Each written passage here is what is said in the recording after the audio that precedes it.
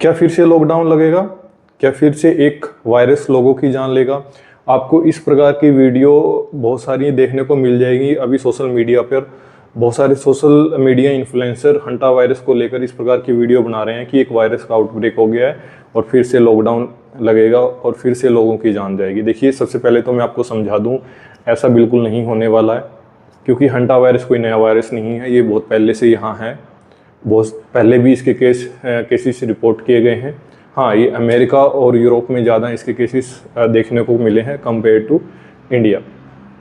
अब hanta virus है क्या? ये बेसिकली एक आरएनए वायरस है। ये रोडेंट्स में फैलता है और रोडेंट से ह्यूमन में इसका ट्रांसमिशन बहुत कम होता है, बहुत कम, रेयर है अगर हम कंपेयर करें तो।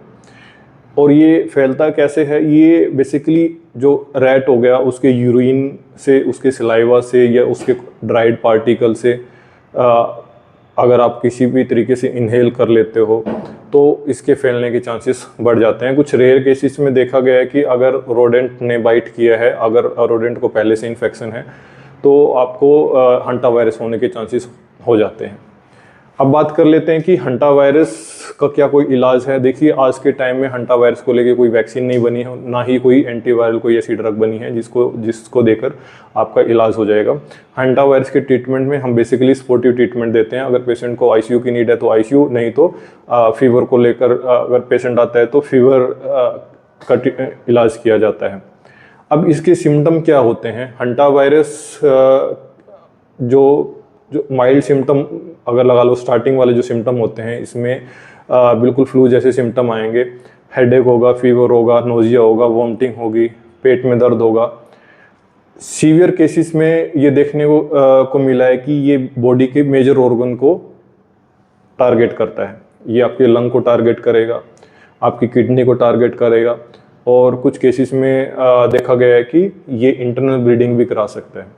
अगर आपको हंटा वायरस हो गया तो इसमें मोर्टेलिटी जो रिपोर्ट देखी गई है वो है 5% से 40% तक। तो अब इससे कैसे बचा जा सकता है? देखिए, हंटा वायरस से बचने के लिए सबसे पहले तो आपने ये ध्यान रखना है कि जो भी क्लोज स्पेस है, जैसे कोई गोडाउन है या आपका स्टोर रूम है, जब भी आप उसकी सफाई करें तो आपने मास्क लगा के उसकी सफाई करनी है। घर में कोई भी खाना आप खुला ना रखें जहाँ पर आसपास चूहे हैं तो, क्योंकि देखिए ये रोडेंट की सलाइवा से फैलता है। अगर चूहे को पहले से इन्फेक्शन है हंटा वायरस और उसने खाने की कोशिश की और वही खाना आप खा लेते हो तो आपको चांसेस हो जाएंगे कि आपको इन्फेक्शन हो जाए। तो रेगुलर अपने हैंड वॉश करना है, कोई भी सामान घर में खुला ना रखे, खाने पीने की जो चीज़ें होती हैं।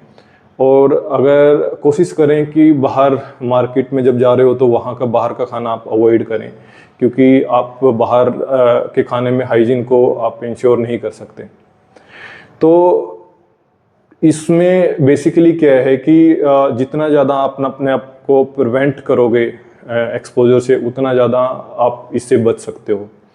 तो लोगों में डर का माहौल ना फैले, डर का माहौल क्रिएट ना हो, तो इस वीडियो को आप ज़्यादा से ज़्यादा लोगों तक शेयर करें।